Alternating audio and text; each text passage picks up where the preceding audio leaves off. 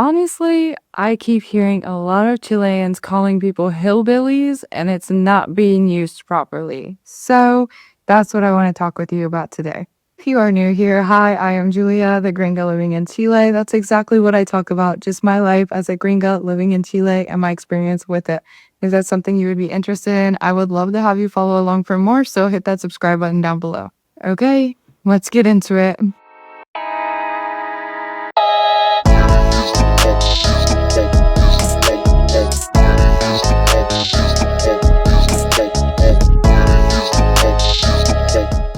First of all, I have to say this. These words can be used in negative ways that can be hurtful to people. So please, this is not me giving you permission to go and be mean to people. I'm just trying to educate you because these words are being used wrong or incorrectly a lot of the times. And people sometimes think that these words are being used in a negative way, but really they're not that offensive also. So you may be surprised about what these words actually mean, so I want to explain it to you. But again, this is educational purposes only. Please be nice to everybody, everywhere. So there's a group of 3 words that I think a lot of you guys are mixing up as insults or derogatory terms against gringos or white people. So the first one is hillbilly, the second one is redneck, and the third one is white trash.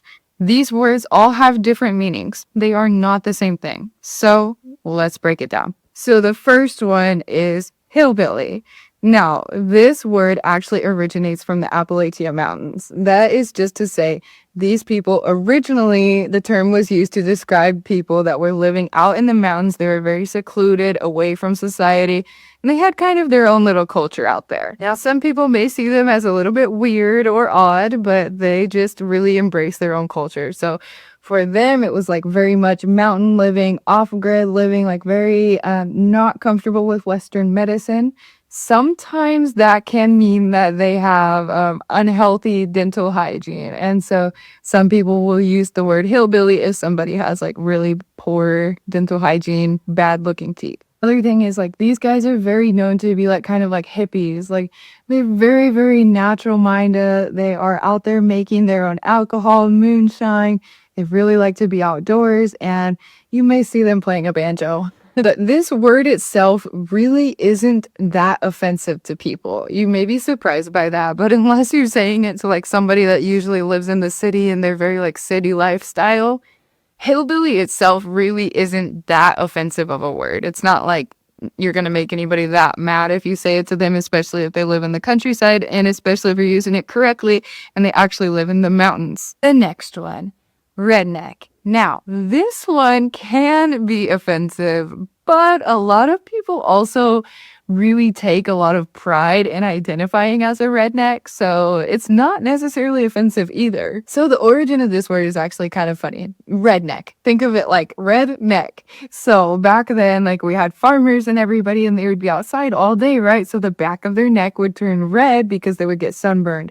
So really, it was just as a way of saying somebody was very country, outdoor working, very hardworking man. That is a redneck, essentially. Now, in today's society, it's more used to describe a very particular type of person living in the countryside. They usually are blue collar, very hardworking men. But aside from that, they usually have a lot of pride in their country, a lot of pride in their pew-pews, and a lot of them really enjoy alcohol. Many of them will have some very outspoken political beliefs, but that's neither here nor there. They usually are very nice people. They're generally not very mean, but they're very outspoken and they really love their country. But again, this one really isn't that offensive if you say, oh, he's a redneck. Especially think of it the way you say weon. You can say weon to somebody and mean something very offensive, or you can say weon to somebody and it means they're your friend. So if you're talking to somebody that is living the country lifestyle, you can be like, ah, man, you're such a redneck. And they'll be like, yeah, you're right. But you could be talking to somebody who does not enjoy that lifestyle and you could say, ooh, you're such a redneck. Yeah, the tone's a little bit different, right? So it could be offensive. So again, it really depends on the way that you're using it. But a lot of people, especially if they're country people and especially if they live that kind of lifestyle, they will call themselves a redneck. Like, it's really not that bad of a word. And the last one, white trash. Now, this one, I really don't think there's any way around it. This one is a pretty mean thing to say. So the origin of this one actually goes back to the 1800s. It was like a big division between the upper class and the poor people. And so the upper class would really use it as a derogatory term to talk down on poor people. So this word does very much emphasize a class difference as far as finances go. But yes, this word is extremely offensive. It really kind of implies that you're poor, you're dirty, like you probably do drugs, like it's that kind of thing. So it's a very, very derogatory term to use, and nobody will really take that in a good way, no matter who you're talking to. Like, even if you said it to your friend, it could be a joke, but you really shouldn't unless you know the person like really, really well. But yeah, this is 100% an insult. So unlike the redneck or the hillbilly, where people do kind of identify themselves as that, white trash normally is not a proud thing where people are like, yeah, I am that. No, no, no, no, no. Yeah, the hillbilly and the redneck can be like a self-identifier, but white trash is absolutely not. So yeah, if you say that one out loud in public, you probably should have some running shoes on because it probably won't go over well. So be very careful with that. Like, I really wouldn't suggest you use it, but yeah, just be nice to everybody. So yeah, that's just a little bit of your gringa language lesson today. And I hope you gained something from this. I hope you kind of understand the meaning of the words a little bit better.